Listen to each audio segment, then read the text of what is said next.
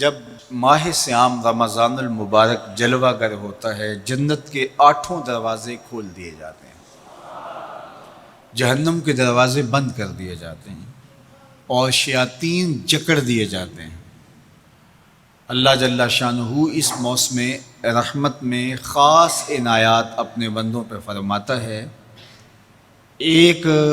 نفل ادا کرنے سے فرض ادا کرنے کا ثواب ملتا ہے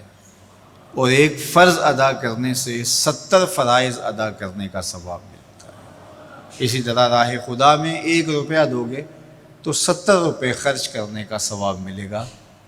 اسی طرح باقی نیکیاں بھی جتنی بھی ہم کرتے ہیں، وہ ایک نیکی کریں گے تو 70 گنا اجر ماہ سیام میں ہمیں نصیب ہوتا ہے۔ اس لیے اہل ایمان کا یہ طریقہ ہے کہ وہ اس مہینے میں کثرت کے ساتھ تلاوت کرتے ہیں، کیونکہ ایک مرتبہ اگر قرآن مجید پڑھ لیا تو 70 مرتبہ قرآن مجید پڑھنے کا ثواب نصیب ہوا۔ ماہ سیام میں چونکہ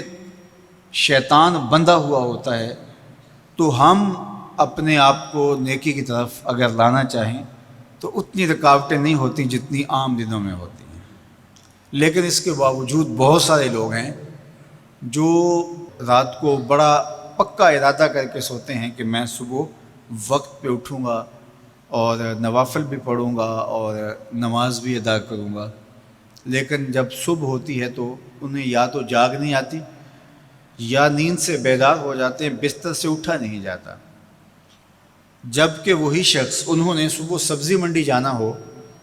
تو چھلانگ لگا کے اٹھتے ہیں اور سبزی منڈی پہنچتے بھی ہیں۔ سستی، طبیعت کا کسل نہیں ہوتا۔ عمومی طور پہ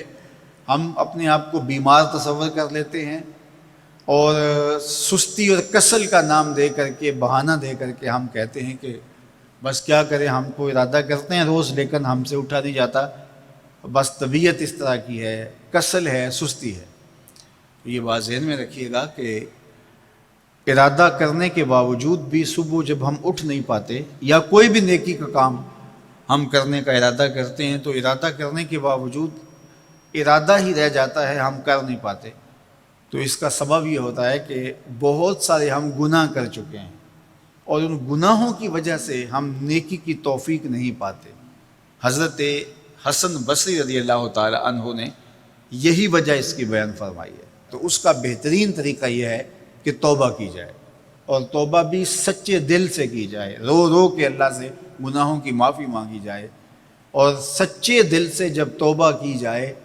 تو پھر سارے گناہ نہ صرف مٹا دیے جاتے ہیں بلکہ ان کو بدل کے نیکیوں میں تبدیل کر دیا جاتا ہے۔ تو ماہ سیام کے اندر پختہ عزم کریں اور اس عزم کو عمل کی شکل دینے کے لیے سچی توبہ کریں کہ ہمارا یہ رمضان اس طرح سے گزرے، یہ مہینہ اس طرح سے بسر ہو کہ ہم اس مہینے میں اللہ تعالیٰ کی قربت حاصل کر لیں، ہم گناہوں سے پاک ہو جائیں اور ہم جو ثمرات ہیں، جو فوائد ہیں اس مہینے کے، وہ ہم سمیٹ سکیں۔ تو یہ وہ مہینہ ہے جس کے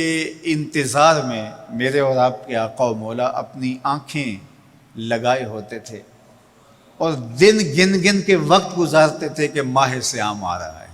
تو اس مہینے کا عزت کے ساتھ، تکریم کے ساتھ، اعزاز کے ساتھ استقبال کرو اور اس کو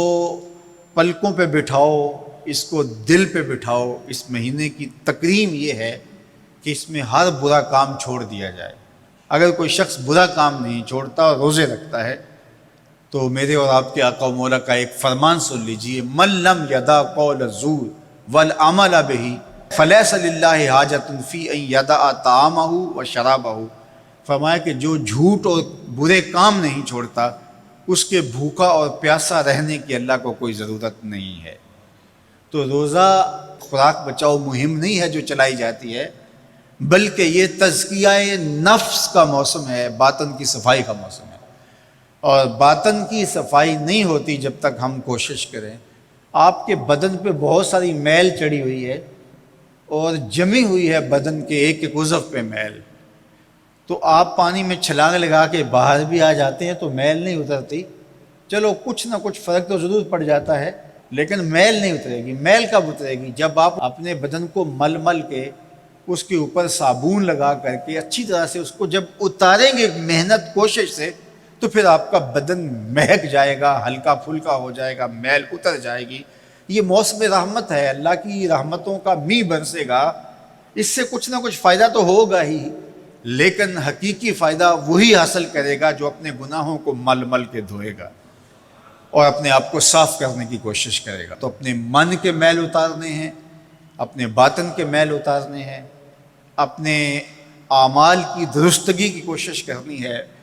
صلاۃ التراویح مسجد میں نہیں آ سکتے تو گھروں میں پڑھ لیجئے، جس طرح بڑی عمر والے لوگوں کو، بیمار لوگوں کو کہا گیا کہ آپ گھروں میں پڑھ لیں، بچوں کو کہا گیا، لیکن چھوڑیے گا نا، یہ رمضان المبارک کا خاص عمل ہے۔ آج کل دین بیزار طبقہ مختلف جگہوں پہ بیٹھ کے مسجد پر، مدرسے پر، تراویح پر، ان چیزوں پر تبصرہ کر رہا ہے اور اتنا ہلکا ثابت کرنا چاہ رہا ہے ان امور کو، جس طرح یہ چیزیں ہوتی کچھ نہیں ہیں، جبکہ ماہ صیام کے قیام پر میرے اور آپ کے آقا مولا نے بشارت دیتے ہوئے فرمایا، من قام رمضان ایمانا و احتسابا غفر له ما تقدم من ذنبہ، جس نے رمضان المبارک کی راتوں میں قیام کیا ایمان اور محاسبہ نفس کے ساتھ، اللہ اس کے پچھلے سارے گناہ معاف فرما دیتا ہے۔ یہ بہت بڑی دولت ہے، تو اس دولت کو ضرور سمیٹیے گا، ضرور حاصل کیجیے گا۔ من کی ستھرائی، عفت اور پاکیزگی کا